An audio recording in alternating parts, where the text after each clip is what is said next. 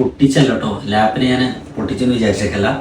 Tab പോലെ നമുക്ക് touch ചെയ്ത് യൂസ് ചെയ്യാൻ പറ്റുന്ന ലാപ്പ്. എങ്ങനെയുണ്ട്? പൊളിയല്ല സാധനം. ജസ്റ്റ് ഒരു 20-30 ഇടയിലാക്കി ഈ ലാപ്പിൻ്റെ വില വരുന്നത്. അതുപോലെ ഇഷ്ടംപോലെ ലാപ്ടോപ്പ് ഉണ്ട്. 8000 രൂപയ്ക്ക് ഈ കാരണം അതിലുണ്ടല്ലോ. ഈ ലാപ്പിന് വരുന്നുള്ളത് ഏകദേശം i3 പ്രോസസ്സറിൽ വരുന്ന ഈ ലാപ്പിന് ജസ്റ്റ് 8000 രൂപ മാത്രം കേട്ടോ പ്രൈസിങ് വരുന്നുള്ളത്. അതേപോലെ ഹൈ ലെവലുള്ള ഒരുപാട് ലാപ്ടോപ്സ് ഉണ്ട്. ലാപ്ടോപ്സും ഈ മൊബൈൽ ഫോണും മാതിരിയല്ല.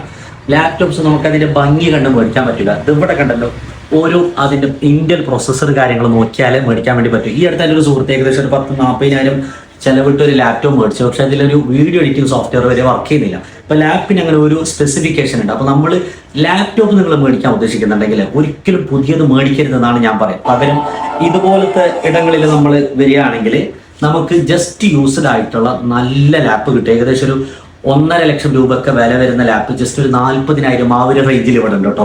ഇത് ഇഷ്ടംപോലെ സ്റ്റോക്ക് ഉണ്ട്. ഞാൻ ഇപ്പം കണ്ട ഈ സ്റ്റോക്ക് ഒന്നും നെക്സ്റ്റ് ടൈം വരുമ്പോൾ ഉണ്ടാവത്തില്ല. എൻ്റെ ലാപ്പിന്റെ സർവീസ് കാര്യങ്ങളൊക്കെ ഇവിടെയാണ് ഞാൻ വരാറുള്ളത്. ഷോപ്പ് എവിടെ പറഞ്ഞില്ലല്ലോ, കാസർഗോഡ് ഗൾഫ് ബസാറിലുള്ള റീസ്റ്റോർ കമ്പ്യൂട്ടർ ഷോപ്പിലാട്ടോ.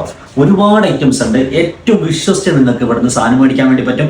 മാത്രമല്ല ഇവിടെ തന്നെ ചിപ്പ് ലെവൽ സർവീസ് അവരുള്ളത് കൊണ്ട് നമുക്ക് ഇവിടുന്ന് എന്തെങ്കിലും മേടിച്ചിട്ട് അവർ ഗ്യാരണ്ടി തരുന്നുണ്ട്.